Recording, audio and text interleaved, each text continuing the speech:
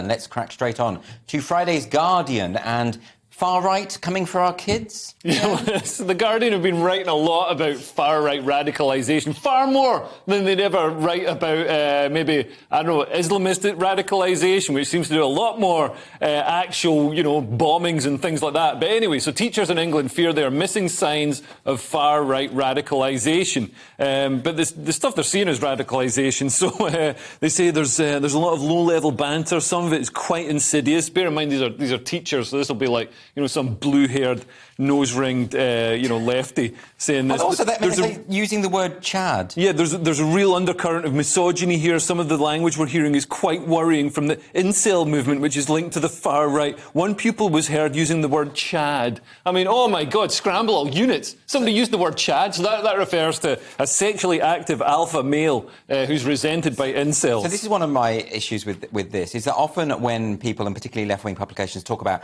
the far right and the language of the far right, they do so in the idea of dog whistles. Yeah. And they say that we get these dog whistles, this language, that language, which is actually very insubstantial. Yeah. And it doesn't actually mean anything at all. Whereas like 2 months ago, an Islamist tried to blow up a maternity hospital. Now, that's not a dog whistle, that's a bomb in a hospital. Do you think, Steve, I mean, I had the Reverend Bernard Randall on my show, and he was a chaplain at a school in Derbyshire, and, he had to go to a session where the teachers were forced to chant smash heteronormativity, and he didn't want to do that. And he actually gave a sermon saying, look, we need to be able to politely disagree about these issues. And for saying that, the school reported him to prevent the anti-terrorism unit, right? So I just wonder whether often in these cases it's people who don't really understand the discourse who are just overreacting and catastrophizing. Am I wrong?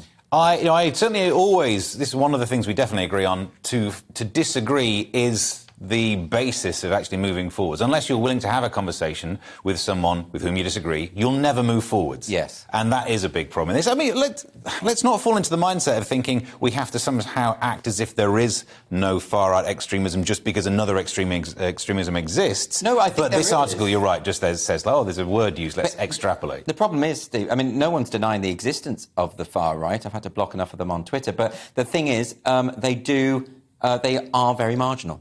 And we have to, They're kind of nutters. All the ones that I've ever interacted with are kind of just the weird guys with a carrier bag sitting in the corner, Weatherspoons. Yeah. They don't seem organised or credible or... Exactly. My concern is that so many of these sort of articles that come out of The Guardian are people who are determined to see the far right everywhere. Yeah. They think they're ubiquitous, and so they see them everywhere. They hear these dog whistles where they don't exist. And that makes me very mistrustful of it. I'm not saying ignore it when actual far right people emerge. Tackle that.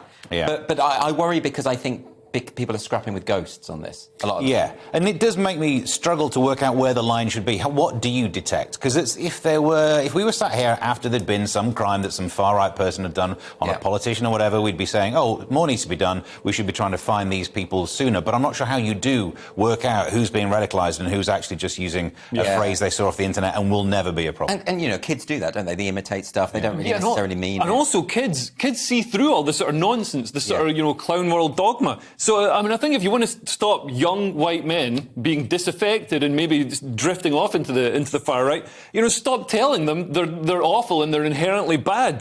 Stop putting them on the bottom of the pile. Are you saying the discourse of toxic masculinity has a downside? Yeah, it does.